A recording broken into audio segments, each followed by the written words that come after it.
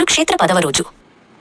10వ రోజు ఉదయం పాండవులు తమ శిబిరం నుండి బయలుదేరారు. నిన్నటి ప్రణాళిక ప్రకారం ధనుంజయుడు, కేశవుడు మరియు శిఖండి కలిసి యుద్ధభూమిలోకి వెళ్లారు. కేశవుడు ధనుంజయుడితో, ధనుంజయ, ఈ రథం ముందు శిఖండిని నిలబెట్టు. దేవవ్రతుడు శిఖండిని చూస్తే ఆయుధాలు పడవేస్తాడు అని చెప్పాడు. ధనుంజయుడు కేశవుడి మాట విని అలాగే చేశాడు. దేవవ్రతుడు శిఖండిని చూసి ఆశ్చర్యపోయాడు. శిఖండిని స్త్రీగా భావించి అతనితో యుద్ధం చేయనని ప్రతిజ్ఞ చేశాడు. దేవవ్రతుడు తన ఆయుధాలను పడవేసి రథంపై నిలబడ్డాడు.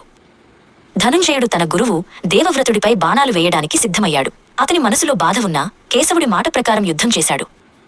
ధనుంజయుడు వేసిన బాణాలు దేవవ్రతుడి శరీరంపై గుచ్చుకున్నాయి. ఒకదాని తర్వాత ఒకటి బాణాలు వచ్చి తగలడం వల్ల దేవవ్రతుడు రథం నుండి కింద పడిపోయాడు. దేవవ్రతుడు నేలపై పడిపోలేదు. అతని శరీరంపై గుచ్చుకున్న బాణాలు ఒక పడకలా మారి అతని శరీరాన్ని ఆకాశంలో నిలబెట్టాయి. అందరూ ఆశ్చర్యంతో చూశారు. కౌరవులు, పాండవులు అందరూ దేవవ్రతుడి చుట్టూ చేరారు. దుర్యోధనుడు దేవవ్రతుడిని చూసి చాలా బాధపడ్డాడు. అందరి కళ్లలో కన్నీళ్లు నిలిచాయి.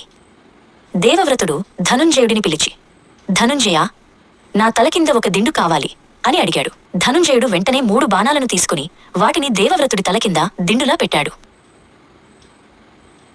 దేవవ్రతుడు యుద్ధం నుండి తప్పుకోవడంతో కర్ణుడు యుద్ధంలోకి వచ్చాడు. అతను దుర్యోధనుడికి అండగా నిలబడడానికి సిద్ధమయ్యాడు. కర్ణుడు ధనుంజయుడిని చూసి, ఇప్పుడు నా వంతు వచ్చింది. ఈ యుద్ధంలో నేను నిన్ను ఓడించి కౌరవుల విజయాన్ని సాధిస్తాను అని గట్టిగా చెప్పాడు.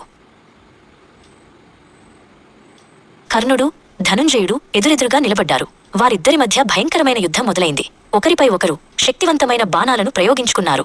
వారి యుద్ధం చూడటానికి దేవతలు కూడా ఆకాశం నుండి వచ్చారు. ఈ యుద్ధాన్ని అశ్వత్థామ దూరంగా ఉండి చూస్తున్నాడు. తన తండ్రి ద్రోణాచార్యుడు దేవవ్రతుడు పడిపోయిన తర్వాత కర్ణుడిపైనే కౌరవుల ఆశలన్నీ ఉన్నాయని అతనికి తెలుసు.